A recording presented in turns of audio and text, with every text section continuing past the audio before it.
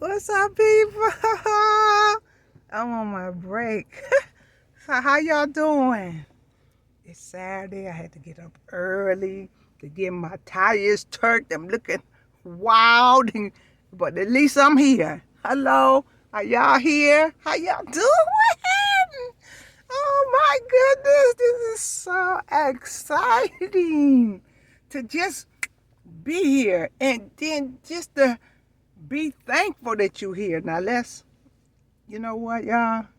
It's a new. And whoever following me, we gonna get it together.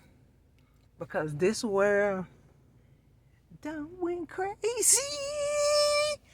I hear some rents in y'all heard rent in Atlanta is going like $4,000 a month.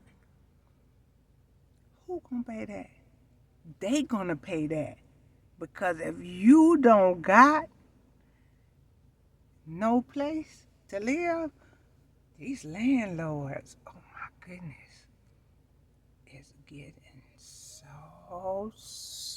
greedy. What you gonna do about it? I don't know what's on here. I'm blowing up the picture. It says have miss. Oh, this is always messing up something. So I'm studying filming and something blinks up there to give you a message. I'm gonna have to do this over. Cause this just ain't right. But let's see. How can I help?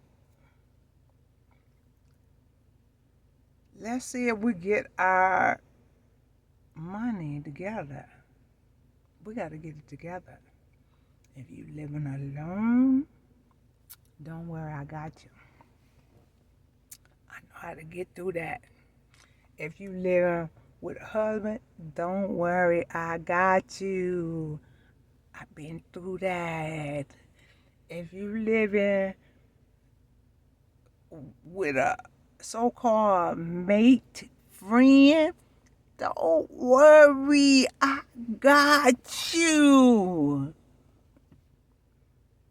The first thing you got to understand about life is you got to work for you. It does not matter if you're married, have a mate, or whatever, because if something happened to that marriage partner or that mate you with, that you living with, but you ain't married, if something happened to them, you guess who you gonna meet? You gonna be meeting they family. Gonna be at the door. I remember when I was young, oh my goodness. And my Uncle Jack had died. And he lived across the street from my mom. Oh, and my mom had bought that house and let him come in there and live. And when he died, the whole family on my mother's side was over there on that porch. It had to have been about 12 of them.